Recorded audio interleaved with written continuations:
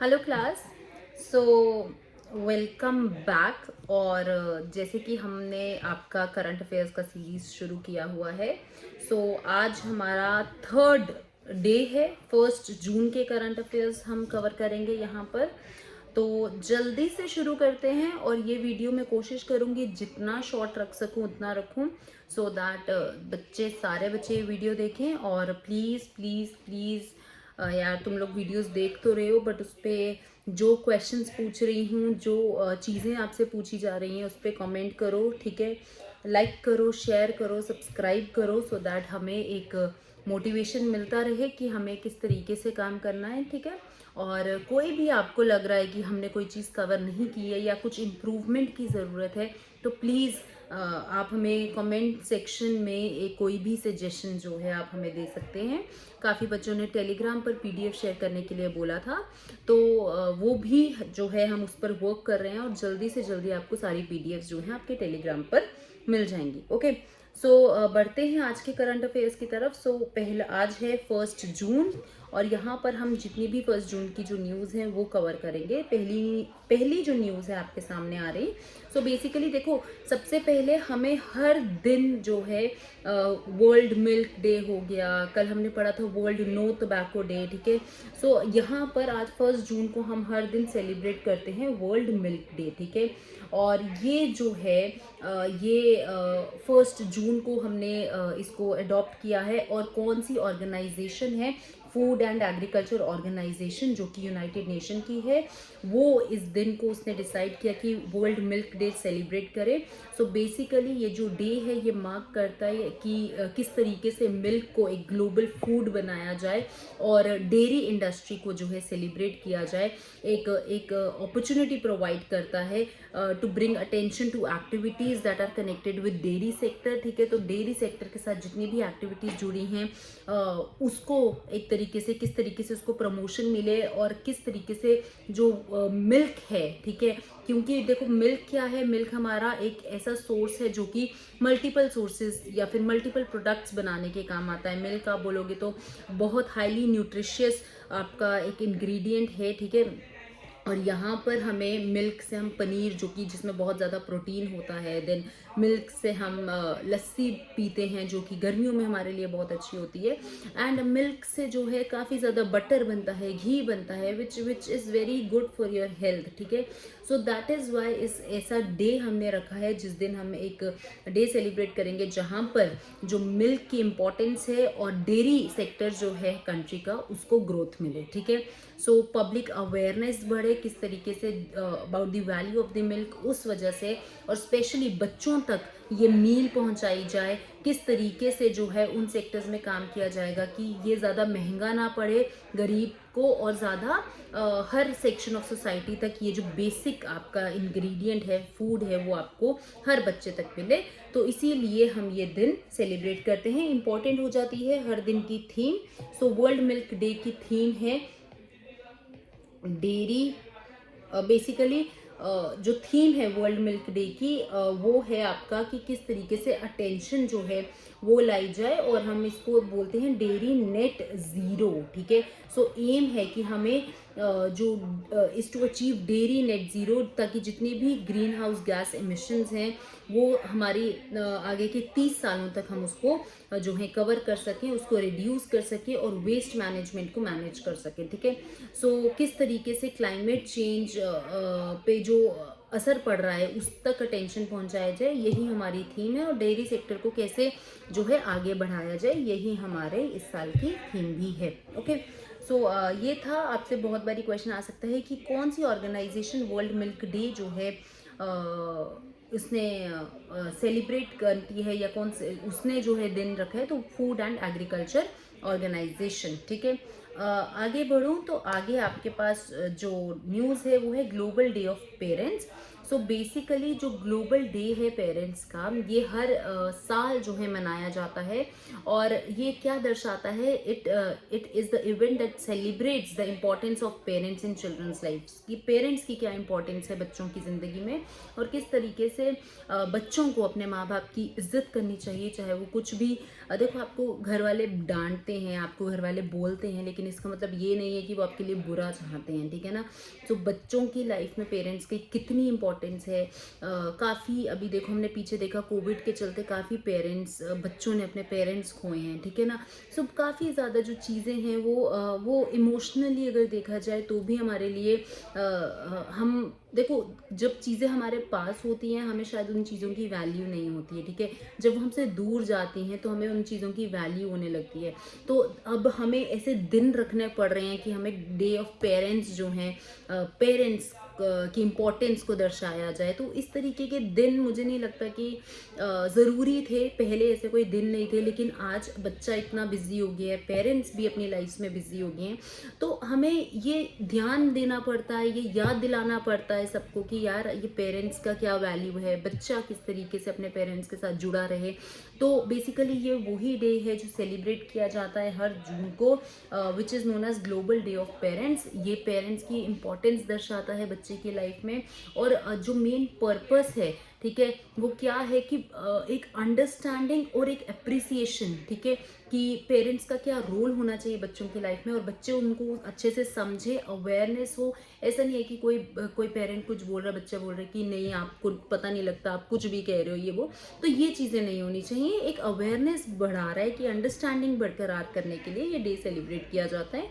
और एक importance of the quality of parenting, की पेरेंटिंग कितनी ज़रूरी है एक बच्चे की लाइफ में, और कितने उनको वैल्यूज़ मिलती हैं एक अच्छे घर से जब आते हैं। देखो, जब ऐसा कहा जाता है कि जब भी आप एक अपने घर से आप बाहर निकलते हो तो आप अपने साथ साथ अपने पेरेंट्स की वैल्यू साथ लेके निकलते हो। आप खाली अपने आप को नहीं दर्शाते हो, आप अपने फैमिली बैकग्राउंड दर्शाते हो, आप अपने पेरेंट्स की वैल्यूज़ दर्शाते हो। जैसे ही आप एक अपने घर से जो है एक कदम बाहर रखते हो, तो मेक श्योर कि आप वो चीज़ें जो हैं आप अपने साथ लेके चलो, और कहीं पर उन चीज़ों को लैक ना हो, ठीक है ना। अगर मैं बात करूं इस साल की थीम की, सो थीम क्या है for global parents day is family awareness, ठीक है। सो फैमिली अवेयरनेस जो है वो थीम रखी गई है इस साल की, ठीक है। तो ये चीज़ें हमारी इंपॉर्टेंट हो जाती हैं और हमने इसके बारे में थोड़ी बहुत जानकारी ले ली, ओके। सो हर साल 1 जून को मनाया जाता है। 2 दिन के बारे में हमने बात की, एक वर्ल्ड मिल्क डे के बारे में बात की और एक world global day of parents के बारे में हमने बात करी, ठीक है। इसके बाद आगे बढ़े हैं, 1 सेकेंड, ओके। सो देखो आगे क्या है, ये मंकी पॉक्स आपने सुना होगा, काफ़ी ज़्यादा न्यूज़ में था। और ये एक बीमारी थी जो WHO ने पहले कहा था कि एक पैंडमिक बन के जो है सामने आएगी, बट अभी WHO की ये एक और न्यूज़ आई है और उन्होंने बोला है कि नहीं, ये पैंडमिक में तब्दील नहीं होगी, पैंडमिक में कन्वर्ट नहीं होगी। So this is what monkey pox basically है क्या, ठीक है। तो एक वायरस है जिसका सबसे पहला अपीयरेंस जो है यूके में देखने को मिला, यूनाइटेड किंगडम्स में देखने को मिला। और इसकी एक जो पेशेंट था उसकी ट्रैवल हिस्ट्री कहाँ से आई थी, वो नाइजीरिया से जो है उसने यूके ट्रैवल किया था, और वहाँ पर उसको इन्फेक्शन होता है और यहाँ से जो है एक मंकी पॉक्स का जो वायरस है वो देखने को मिलता है। सो बेसिकली एक वायरल डिसीज़ है, ठीक है। कहाँ से आता है मंकी पॉक्स, क्या है, मंकी पॉक्स वायरस से आया है, ठीक है। और ये basically it is associated with diseases जैसे कि स्मॉल पॉक्स हो गया, काउ पॉक्स हो गया। सो बेसिकली हल्के हल्के ना, जैसे यहाँ पे आपको दिख रहा होगा, हल्के हल्के आपको बम्प्स आने लगते हैं स्किन पर, ठीक है। और वो स्किन गंदी हो जाती है, यहाँ पे जलन होती है, ठीक है। सो इस तरीके के इनके सिम्टम्स हैं, ठीक है। ये आपके सिम्टम्स ऑलमोस्ट कंपेरेबल है, स्मॉल पॉक्स आपने देखा होगा जैसे चिकन पॉक्स भी है, उनके साथ इसको कंपेयर कर सकते हैं। और यहाँ पर ये जो स्मॉल पॉक्स था आपका, मैं बता दूँ, ये 1980s में इसको इरेडिकेट किया था, लेकिन अब जो इसके सिम्टम्स आए हैं देखने को मिले वो ऑलमोस्ट सिमिलर हैं, ठीक है। सबसे पहला अगर मैं हिस्ट्री की बात करूँ मंकी पॉक्स की, तो सबसे पहला जो इसका सिम्टम था या फिर जो इसकी पहला एक डिजीज़ था वो कहाँ देखने को मिला था, वो डेमोक्रेटिक रिपब्लिक ऑफ कॉन्गो में देखने को मिला था इन द ईयर 1970, ठीक है। और वो भी कब से, आफ्टर 2 years, ठीक है। सो आफ्टर 2 years जब स्मॉल पॉक्स इरेडिकेट होता है इन एरिया से, उसके 2 साल बाद ही मंकी पॉक्स देखने को मिलता है। डेमोक्रेटिक रिपब्लिक ऑफ कॉन्गो कहाँ पर लाई करता है? अफ्रीका में, आपको साउथ अफ्रीका में देखने को मिलेगा, ठीक है। WHO ने क्या बोला कि जो majority of the monkey pox cases हैं वो कहाँ से हमें देखने को मिलते हैं? रेन फॉरेस्ट एरिया से देखने को मिलते हैं, रूरल एरिया से देखने को मिलते हैं, और मोस्टली कॉन्गो बेसिन, जो अफ्रीका वाला जो बेसिन है वहाँ से हमें देखने को मिलते हैं, ठीक है। और यहाँ पर अभी इसको उन्होंने कहा था कि ये पैंडमिक में जो है कन्वर्ट हो जाएगा। Right now it is in, हम इसको एंडेमिक जो है कंसीडर करते हैं। देखो अब ये एंडेमिक क्या है, पैंडेमिक क्या है, ये चीज़ें मैं आपकी एक अलग से वीडियो लाऊंगी, उसमें मैं डिस्कस करूंगी। यहाँ पर मैं डिस्कस करूंगी तो वीडियोस काफ़ी लंबी हो जाती है, ठीक है ना। तो मैंने बताया मंकी पॉक्स वायरस की जो हिस्ट्री है, ठीक है, उसके बारे में मैं बात करूँ तो इनिशियली डिस्कवर हुआ था इन द कॉलोनी ऑफ साइनोमोलगस, ठीक है, साइनोमोलगस। देखो न्यूज़ में है, थोड़ा सा हिस्ट्री भी पूछ लिया जाता है, ठीक है। और ये कहाँ पर है? ये कोपेनहेगन में है, ठीक है। और कब हुआ था डिस्कवर? 1958 में, ठीक है। सो यहाँ पर फर्स्टली जो है मंकी पॉक्स वायरस डिस्कवर हुआ था, और ये एक जू में जो है इंट्रोड्यूस हुआ था, नोन एज रॉटरडैम जू, ठीक है। कब हुआ था? 1966 में, ठीक है। सो काफ़ी ज़्यादा जो है ये स्प्रेड हुआ था। अभी ये एंडेमिक में हम इसको बोलते हैं, बट ये जल्दी जो है हमें ये पैंडेमिक में भी देखने को मिल सकता है, ठीक है। बट देखो ये पहला WHO ने कहा था कि पैंडेमिक में जो है कन्वर्ट हो जाएगा, बट अभी रिसेंटली WHO का ये भी न्यूज़ आया है कि इतनी जल्दी नहीं होगा, ठीक है। काफ़ी ज़्यादा ये एनिमल्स से जो है आया है, ठीक है, स्पेशली मंकी, ठीक है, वहाँ से हमें ये वायरस देखने को मिला है। और यूजुअली साउथ अफ्रीका और वेस्टर्न अफ्रीका में ये वायरस जो है मोस्टली कॉमन था, अभी भी है, ठीक है। और बात करूं तो बहुत ज़्यादा वायरल इन्फेक्शन है, ठीक है, ट्रांसमिसेबल है, ट्रांसमिट हो जाता है from one person to another, ठीक है। और यहाँ पर जो है ये इसलिए इम्पोर्टेंट भी हो जाता है मंकी पॉक्स, ठीक है। यहाँ पर यूके में अभी इसका अपेयरेंस देखने को मिला है, ठीक है। और इसकी जो ट्रैवल हिस्ट्री है वो नाइजीरिया से हमें आई है, ठीक है, नाइजीरिया से उसने ट्रैवल किया है। आगे बढ़ते हैं। Param Anand super computer commission at IIT Gandhinagar, ठीक है। अब ये आपसे कोई पूछेगा कि भाई परम आनंद क्या है, सीधे आपको क्वेश्चन आ सकता है, व्हाट इज परम आनंद रिसेंटली सीन इन न्यूज़, वो, ठीक है। तो वो क्या था? एक सुपर कंप्यूटर है जो कि कहाँ पर कमीशन हुआ है? IIT गांधीनगर में, ठीक है। Param Anand is a state of the art of the super computer, ठीक है। और यहाँ पर IIT गांधीनगर में जो है इसको कमीशन किया गया है, और एक ये बेसिकली नेशन को डेडिकेट किया गया है under the national super computing mission, ठीक है। और यहाँ पर साथ ही साथ डिपार्टमेंट, एक जॉइंट इनिशिएटिव है, कौन सी मिनिस्ट्री के अंडर आता है, किसके अंडर जो है ये खोला गया है? एक जॉइंट इनिशिएटिव है ministry of electronics and information technology and साथ ही साथ department of science and technology. Department of science and technology as well as ministry of information and electronics technology, दोनों ने साथ मिलकर एक ये जॉइंट इनिशिएटिव जो है वो सेट किया था under the national super computing mission. क्या नाम है? परम आनंद सुपर कंप्यूटर, ठीक है। कहाँ पर इसको इस्टेब्लिश किया है? IIT गांधीनगर में, ठीक है। इंडिजीनियस सॉफ्टवेयर है, ठीक है। It is developed by CDAC and is a make in India initiative, ठीक है। यहाँ पर ये मेक इन इंडिया इनिशिएटिव का पहला हिस्सा हमें प्रोजेक्ट देखने को मिला है, ठीक है, जो कि गांधीनगर में जो है IIT गांधीनगर में जो है यहाँ पर हमें देखने को मिला है। और देखो यार, काफ़ी ज़्यादा चीज़ें जो हैं ये आपके कंप्यूटर्स में आपका इम्पॉर्टेंट हो जाता है, ठीक है। यहाँ पर it is a mixed of CPU nodes, GPU nodes, high memory nodes, high throughout storage, high performance मिलेगा आपको इसमें, ठीक है। एक direct contact liquid cooling technology है इसमें, जो कि हाई पावर यूजेज, इफेक्टिव जो है काफ़ी ज़्यादा है, काफ़ी ज़्यादा पावर जो है कम यूज़ करेगा, तो काफ़ी ज़्यादा हमें इस कंप्यूटर में, सुपर कंप्यूटर में चीज़ें देखने को मिलेंगी, ठीक है।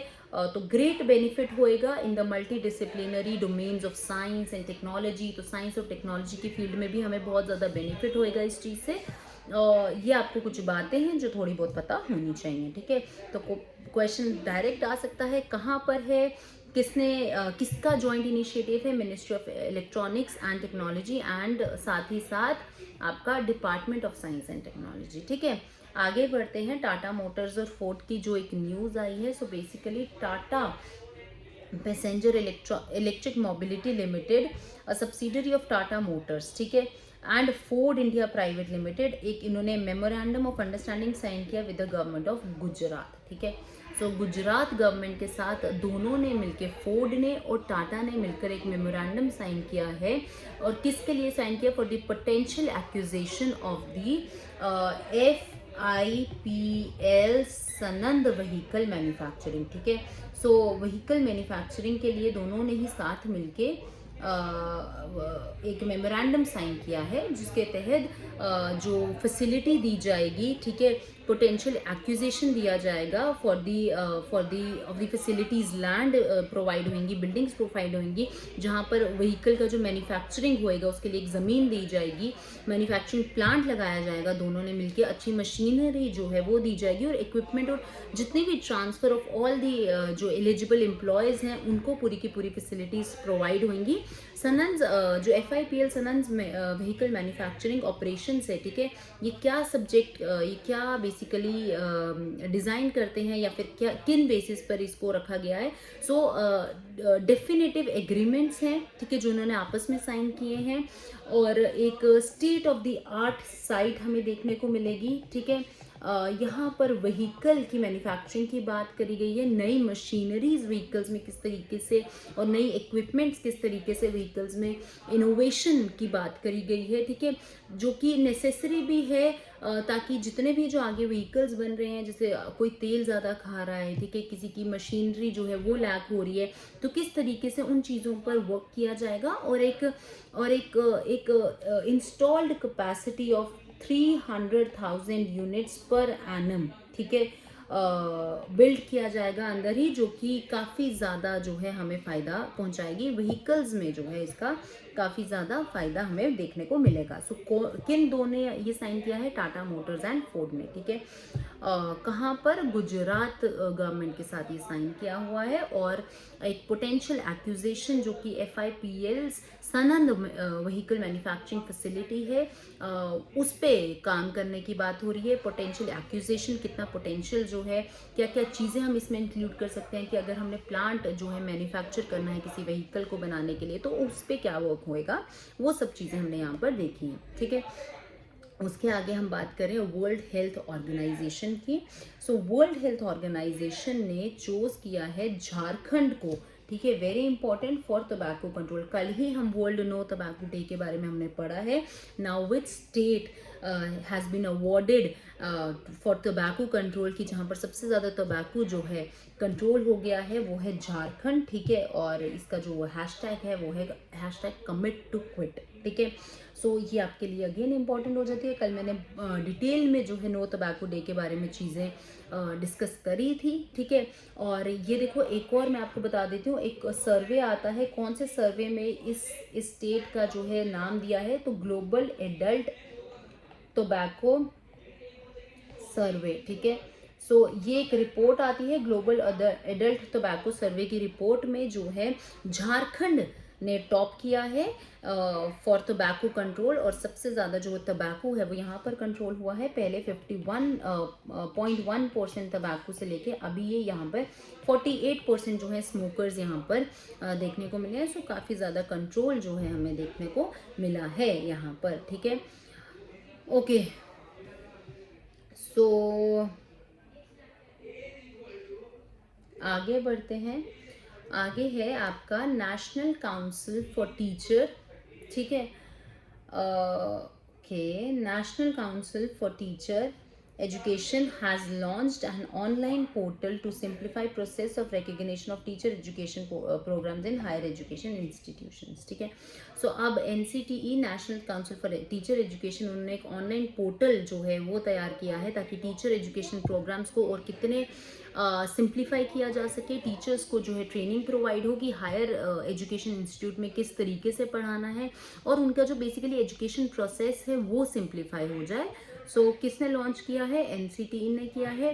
टीचर एजुकेशन प्रोग्राम के बारे में बात करो तो ये 4 ईयर, ठीक है, टीचर एजुकेशन प्रोग्राम है। सब स्टूडेंट्स को अवेलेबल है जो कि अपने टीचिंग को एज अ प्रोफेशन चूज करना चाहते हैं आफ्टर सेकेंडरी, ठीक है।